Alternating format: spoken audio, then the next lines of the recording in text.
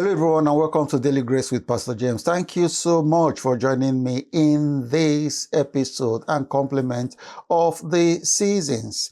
Today, we're going to be looking at choices. You see, as human beings, one thing that the Lord has given to us, which is so invaluable, is freedom. And of course, when we talk about freedom, freedom has its own advantages and it also has its own disadvantages. God has created us and given us a choice. But the good thing there is that that choice can be used to our advantage, to the advantage of people, to the advantage of God as well. And if you look at the Bible, which also sometimes give us some misunderstanding, Jeremiah 29 verse 11, Jeremiah 29:11 says, "For I know the plans I have for you, declares the Lord. Plans to prosper you and not to harm you. Plans to give you hope and a future." And when people read this Bible passage, it's like, okay, God already has plans for me. In fact, He has that plan even before I was born, even before the earth was created. And so if the plan is already there as cast in stone, I don't need to do anything. That is not true. That is far from the truth, because the word of the Lord also tells us in Deuteronomy Deuteronomy 30 verse 19, Deuteronomy 30:19, it says, "This day I call the heavens and the earth as witness against you, that I have set before you life and death, blessings and curses." Listen, it says, now choose life. That is the word again, choice. He said we should choose life so that you and your children may live. God has given us this invaluable gift of choice.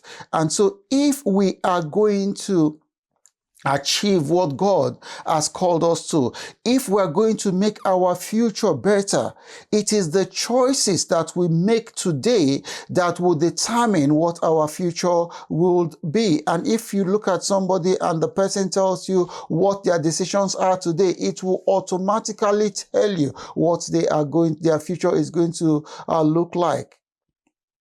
How then do we get, or how then do we take these good choices that we are talking about? There's a wonderful story in the Bible that we can take that will actually lead us into the key steps that we will take to achieve the future that God has created for us. It is the story of Moses, a wonderful story. Hebrews 11:23 to 27. By faith, Moses' parents hid him for 3 months after he was born, because they saw he was no ordinary child, and they were not afraid of the king's edict. This was when Pharaoh brought up an edict that every firstborn of the Israelites should be killed. And that was when Moses was given birth to. Now, 24, by faith, Moses, when he had grown up, notice that when he had grown up, refused to be known as the son of Pharaoh's daughter. He chose to be mistreated along with the people of God rather than enjoy the fleeting pleasures of sin. He regarded disgrace for the sake of Christ as of greater value than the treasures of Egypt, because he was looking ahead to his reward. 27, by faith, he left Egypt not fearing the king's anger. He persevered because he saw him who is invisible. Now, when we look at that particular story, we will discover that Moses took some steps to achieve the future that God has carved out for him. First, when he was young. Now, the first choice is from God because God made him this exceptional person. God actually chose him just as God has chosen you and I. God has actually chosen us, not we choosing ourselves. So you coming into this world, it's not by accident. It is intentional. God has actually chosen you for a particular purpose, for a particular reason. So the first choice is God making that choice. And then he was given birth to. He came to this world. And the next stage was the parent making a choice for him because he was still a child. You see, when you are still a child, you don't have that wisdom, you don't have that knowledge to make an informed decision. And that is why as parents, we don't just leave our children to make decisions on their own.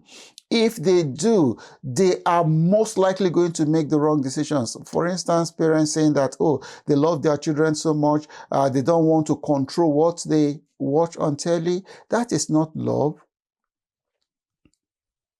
Or you love your children so much, you just want them to go on the tablet whenever they like. That is not love. Or you don't want to bring them to church. These are the things that we have first needs to instill on our children when they are young. And then when they grow up, now they become an adult, just like the case of Moses. When he was grown, at that point, he can then make decisions on his own, and then he made so much good decisions that made him achieve what God has called him to. And those are the steps that we are going to be looking at. When we look at that passage, the first thing he said, he refused. He refused to be called the son of Pharaoh's daughter. What does that mean? That simply tells us that you must refuse for others to define who you are. In today's world, we want other people to define who we are and not God defining who we are. And that is one big mistake that we make in life.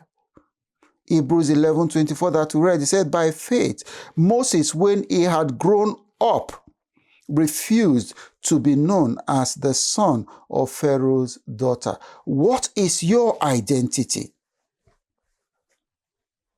The key question here is, who are you letting to define your identity?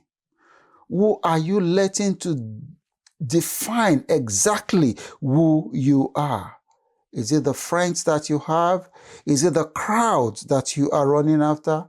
Is it your parents?